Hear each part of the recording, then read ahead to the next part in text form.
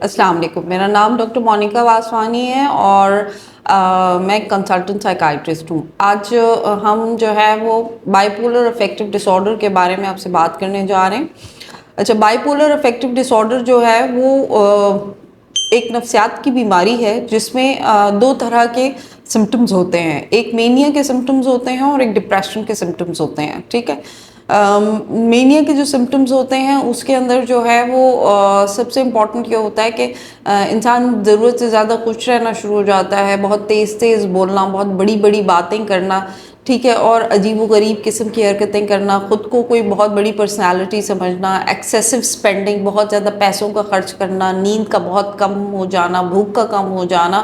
اس کے باوجود جو ہے مریض بہت زیادہ ایکسٹرا جو ہے وہ انرجیٹک فیل کرتا ہے، ٹھیک ہے۔ اس کے علاوہ جو ہے وہ انرجی اتنی زیادہ بڑھ جاتی ہے کہ جو ہے نا کبھی کبھی مریض کے لیے وہ پرابلمٹک بھی ہو جاتی ہے اور ارد گرد کے لوگوں کے لیے بھی پرابلمٹک ہو جاتی ہے۔ تو یہ ہے کہ یہ سب مینیا کے فیچرز ہیں، ٹھیک ہے۔ اس میں گرینڈیوسٹی بھی ہوتی ہے۔ گرینڈیوسٹی کا مطلب یہ ہوتا ہے کہ وہ خود کو کوئی بہت بڑی پرسنالٹی سمجھے گا، یا اس کو ایسا لگے گا اس کے پاس بہت زیادہ پیسہ آ گیا ہے، یا پھر انرجی وائز بہت زیادہ اس کے اندر کوئی ایسی طاقت آ گئی ہے جو کسی اور کے اندر نہیں ہے، یا اللہ کی طرف سے کوئی اس کے اندر ایسی طاقت آ گئی ہے جو کہ وہ جو ہے کسی اور میں نہیں ہے، تو وہ اپنے آپ کو بہت بڑا سمجھنا شروع کر دے گا۔ اس طرح کے فیچرز جو ہے وہ مینیا میں دیکھے گئے ہیں، ٹھیک ہے۔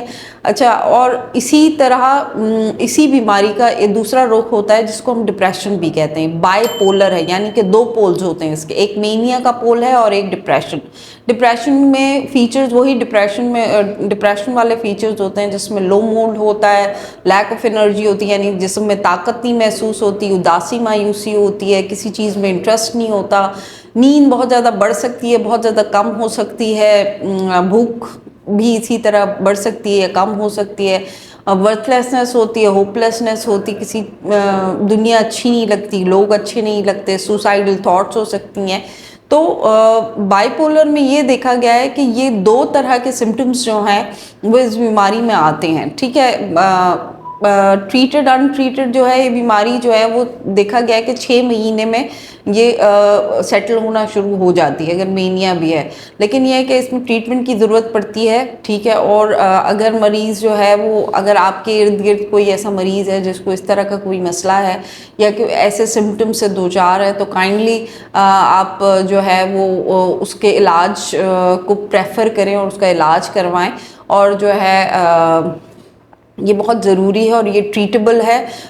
اس سے جو ہے وہ ہاں آپ کسی کی زندگی بچا سکتے ہیں، ٹھیک ہے، اور اس کا پورا فیوچر کریئر جو ہے خراب ہونے سے بچایا جا سکتا ہے۔ تو کائنڈلی اس کو ٹریٹ کرائیں، ٹھیک ہے۔ اور اگر آپ کو جو ہے اپوائنٹمنٹس چاہیے ہوں تو آپ aligo.com پہ وزٹ کر سکتے ہیں اور وہاں سے اپوائنٹمنٹ بک کر سکتے ہیں۔ Thank you so much.